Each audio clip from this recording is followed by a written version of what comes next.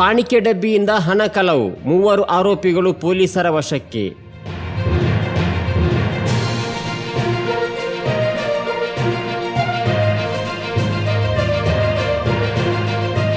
ವಿಟ್ಲ ಧಾರ್ಮಿಕ ಶ್ರದ್ಧಾ ಕೇಂದ್ರವೊಂದಕ್ಕೆ ಸೇರಿದ ಕಾಣಿಕೆ ಡಬ್ಬಿಯಿಂದ ಹಣ ಕಳವು ಮಾಡಿದ ವಿಚಾರದಲ್ಲಿ ವಿಟ್ಲ ಠಾಣಾ ಪೊಲೀಸರ ತಂಡ 3 ಆರೋಪಿಗಳನ್ನು ವಶಕ್ಕೆ ಪಡೆದುಕೊಂಡಿದೆ.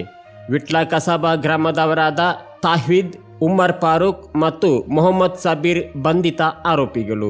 ಜುಲೈ 26ರಂದು ವಿಟ್ಲ ಪೊಲೀಸ್ ಠಾಣಾ ವ್ಯಾಪ್ತಿಯ ದಯಾಳಂತಬೆಟ್ಟು ಎಂಬಲ್ಲಿ ದಯಾಳಂತಬೆಟ್ಟು ನಾರಾಯಣರಾವ್ ಅವರ ಅಧ್ಯಕ್ಷರಾಗಿರುವ ಧಾರ್ಮಿಕ ಶ್ರದ್ಧಾ ಕೇಂದ್ರದ ಕಾಣಿಕೆ ಡಬ್ಬಿಯಿಂದ 15,000 ನಗದು ಕಳವು ಮಾಡಿರುವ ಬಗ್ಗೆ ವಿಟ್ಲ ಪೊಲೀಸ್ ಠಾಣೆಗೆ ದೂರು ನೀಡಲಾಗಿತ್ತು.